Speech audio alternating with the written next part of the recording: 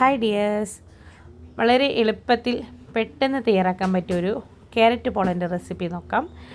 ഞാൻ അതിനായി 3 medium size carrot എടുത്ത് ഒന്നത് ഗ്രേറ്റ് ചെയ്ത് മാറ്റി വെച്ച്, എന്നിട്ട് ഞാനൊരു ചെറിയൊരു ഫ്രൈ പാൻ വെച്ച് അതൊന്ന് ചൂടായതിനു ശേഷം അതിലേക്ക് ഓയിലോ RKG ഏത് വേണമെങ്കിലും എടുക്കാം. ഞാൻ കുറച്ച് ഓയിലാണ് ഒഴിച്ചത്, ഒരു 2 സ്പൂണോളം ഓയിൽ ഒഴിച്ച് ഈ ക്യാരറ്റ് അതിലേക്കിട്ട് മൊത്തത്തിലൊന്ന് ഇളക്കി ഒരു പച്ചമണം, ക്യാരറ്റിൻ്റെ എല്ലാം ഒരു പച്ചമണം മാറുന്നവരൊന്ന് ഇളക്കി വെക്കുക. ഒരു 2-3 മിനിറ്റോളം ക്യാരറ്റിലൊന്ന് വാടി വരുന്നവരൊന്ന് ഇളക്കി വെക്കാം. അതിന് ശേഷം ഒരു സ്പൂണ് പഞ്ചസാര ഇട്ട് അതിലൊന്ന് മൊത്തത്തിലൊന്ന് ക്യാരറ്റിൻ്റെ എല്ലാം പച്ചമണെല്ലാം മാറി ഒരു ചെറിയൊരു യെല്ലോ ഷെയ്ഡ് ആകുന്നവരൊന്ന് തീ ലോ ഫ്ലെയിമിലിട്ടിട്ടൊന്ന് വാട്ടിയെടുക്കുക. അതിലൊന്ന് ഒരു ക്യാരറ്റിലൊരു യെല്ലോ കളർ ആയതിനു ശേഷം ഒന്ന് അതൊന്ന് ഇറക്കി വെച്ച് ചൂടാറാൻ വെക്കുക. അതൊന്ന് ചൂടാറിയതിന് ശേഷം ഞാനൊരു ചെറിയൊരു ബൗളെടുത്ത് അതിലേക്കൊരു 4 മുട്ട, ഞാനിപ്പോൾ 4 മുട്ടയാണ് എടുത്തത്. ക്യാരറ്റ് കുറച്ച് കൂടുതൽ, ക്യാരറ്റ് ഒരു 4 ക്യാരറ്റ് എടുക്കണമെങ്കിൽ ഒരു മുട്ടയും കൂടി എടുക്കുക, 5 എണ്ണം എടുക്കുക.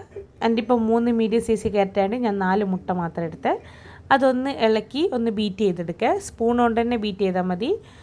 എന്നിട്ട് ജസ്റ്റ് ഒരു 2-3 മിനിറ്റോളം കൈയെടുക്കാണ്ട് ബീറ്റ് ചെയ്തതിന് ശേഷം ഞാനതിലേക്കൊരു 5 സ്പൂണോളം പഞ്ചസാര, ആവശ്യത്തിനുള്ള പഞ്ചസാര ഇടുക. ഓരോരുത്തരുടെ മധുരത്തിന് ആവശ്യത്തിനനുസരിച്ചുള്ള പഞ്ചസാര ഇടുക.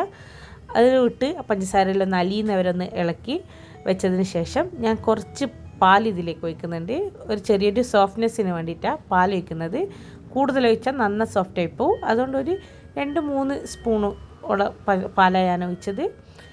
അതൊന്നിട്ട് മൊത്തത്തിലൊന്ന് ഇളക്കി ഒന്ന് സെറ്റാക്കിയതിന് ശേഷം ഞാനിതിലേക്ക് ഈ എടുത്ത് മാറ്റി വെച്ച ക്യാരറ്റ്, തണിഞ്ഞ ക്യാരറ്റ് അതും ഇട്ട് ഒന്ന് മൊത്തത്തിലൊന്ന് ഇളക്കി ഒന്ന് സെറ്റാക്കിയതിന് ശേഷം ഞാനിതിലേക്ക് ഒരു 2 ഏലക്കായ് അതും ഇട്ട് നല്ല സ്മെല്ലും ഇതെല്ലാം വേണ്ടിയിട്ട് ഞാൻ 2 ഏലക്കായ് ഇട്ടത്. ആ 2 ഏലക്കായ് ഇട്ട് എല്ലാം കൂടി ഒന്ന് ഇളക്കി സെറ്റായതിന് ശേഷം ക്യാരറ്റും മുട്ടയും പാലെല്ലാം കൂടി ഒന്ന്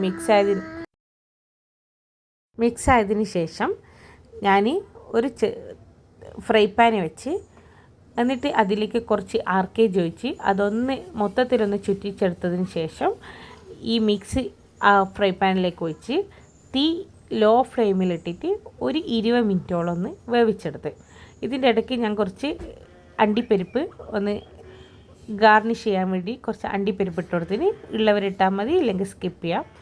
അത് വേണം നിർബന്ധമൊന്നുമില്ല, പക്ഷേ ഇട്ട് കഴിഞ്ഞാൽ കുറച്ചും കൂടി കാണാൻ കുറച്ചും കൂടി രസമുണ്ടാവും.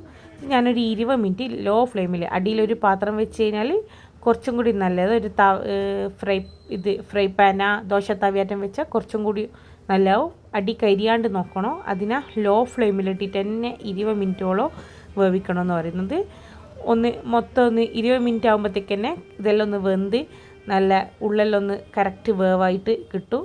ഏതെങ്കിലും ഒരു ഫോർക്കാ ഒരു പപ്പടം കുത്തി എന്തെങ്കിലും ഇട്ടൊന്ന് കുത്തി നോക്കുക. അന്നേരം കറക്റ്റ് പറ്റിപ്പിടിക്കാണ്ടുണ്ടെങ്കിൽ കറക്റ്റ് വേവാന്ന് മനസ്സിലാവും. ആ സമയത്ത് തീ ഓഫ് ചെയ്യാം.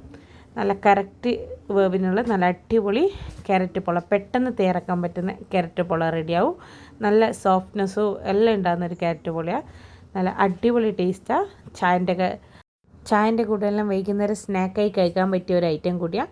നല്ല അടിപൊളി ടേസ്റ്റാണ്. എല്ലാവരും ഉണ്ടാക്കി നോക്കുക.